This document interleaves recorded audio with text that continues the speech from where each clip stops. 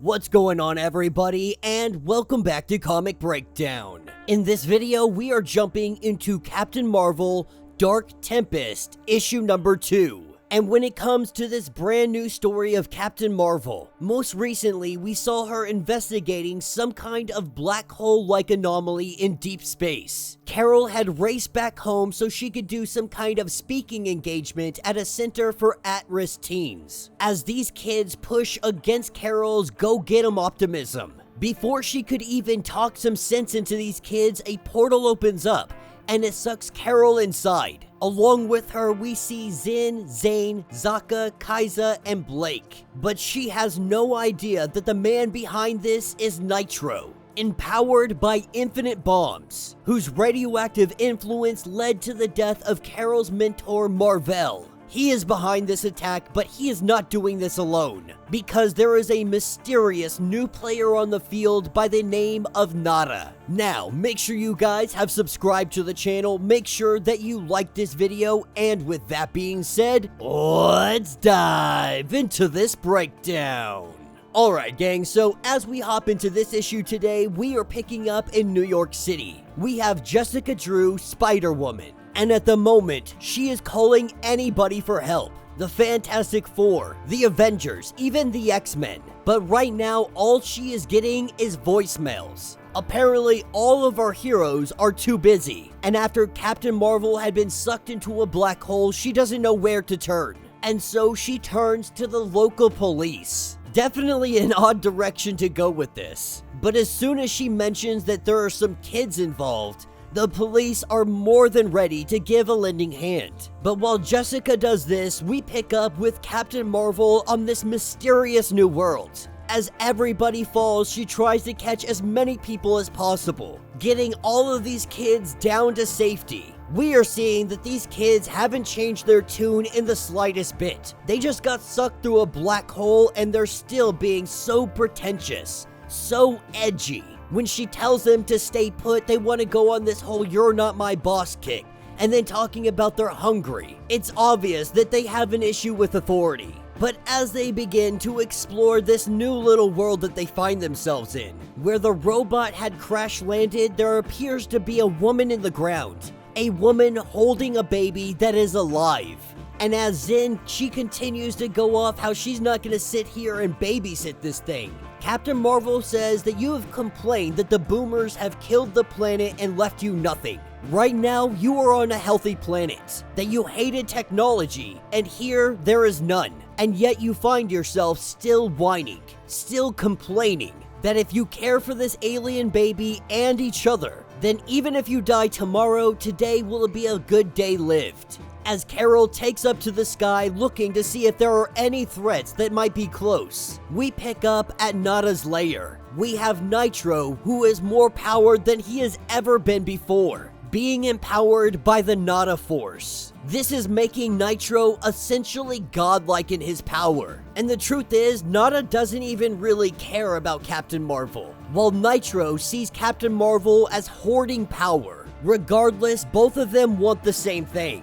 They want to take the Earth back to the Stone Age. This is where we arrive on the planet's surface, the same that Captain Marvel had landed on. This is the home planet of Nada, and Nada had grown up feral, free and roaming wild. But then humans started exporting radioactive bio-waste tech garbage. It got dumped right out of a hole in the sky. The spill had given her powers, the Nada Force. But there are many things on this planet that have suffered because of this. It has infected her world, her people, and the animals. The rich have hidden underground. The rest of them, they survived and they evolved. As they walk on the surface, this is where they see Captain Marvel far above their head. As she makes her way into space, she investigates. She sees that the dark side of this planet is simply too cold for survival. That the aliens here, they have to consistently and constantly migrate to stay above the blackness. But she also sees that somebody here is rich enough to have underground bunkers, as she sees that little black hole opening up yet again right outside the surface. Another portal opening up, and we have the arrival of NITRO. of Nada. And Nitro wastes absolutely no time. He goes directly after Captain Marvel, giving her a huge blast of his power. Nada knows that if Captain Marvel starts punching, this is all over, that they have to keep her at bay. This is where Captain Marvel goes full force at Nitro, knocking him right across the face. Nada takes her from behind. Opening up a portal, Nitro begins to blast her into it. And usually, Captain Marvel, she can absorb these blasts or at the very least, deflect it. But right now, that's not happening. We see that she is slowly being sucked into this portal, unable to move, unable to fight back. In a matter of moments, Captain Marvel is gone.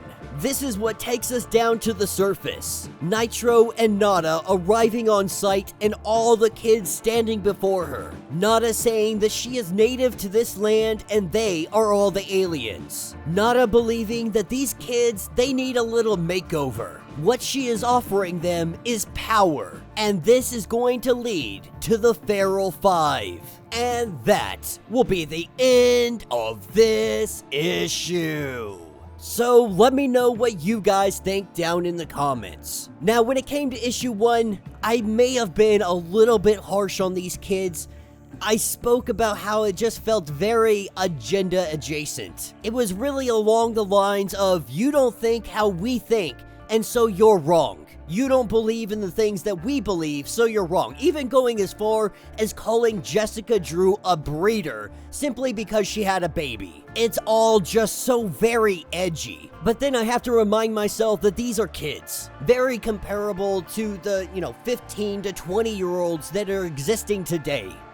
Probably when I was 20, I probably had some very edgy takes myself. I definitely wasn't a fan of authority. But I would think that it's a little bit different when that authority figure is someone like Captain Marvel. Like, how do you try to stick your nose up to somebody like that? Somebody that if they chose to, they could break you in half without breaking a sweat. That someone like that could make you a paraplegic with simply 2 fingers. It's definitely brave. Foolishly brave, but it's brave.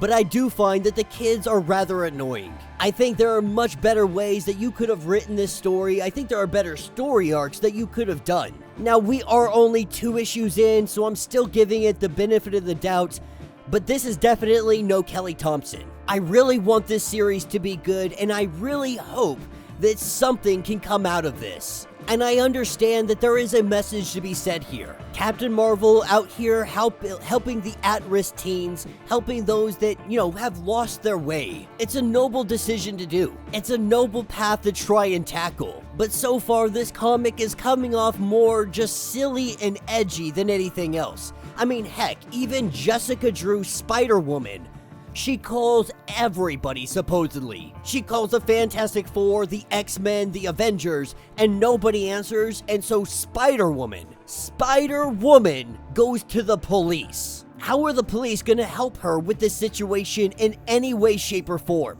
What can they do that she cannot? She has more resources, she has more contacts, she has more ability, and her hands are not tied by bureaucracy. Like, at the end of the day, she can file a missing children report, but the police can't do anything about a freaking black hole sucking in children. Now, there are a few parts that I skipped over where we see the natives of Captain Marvel's hometown going out there and trying to help out, and Jessica's with them as well.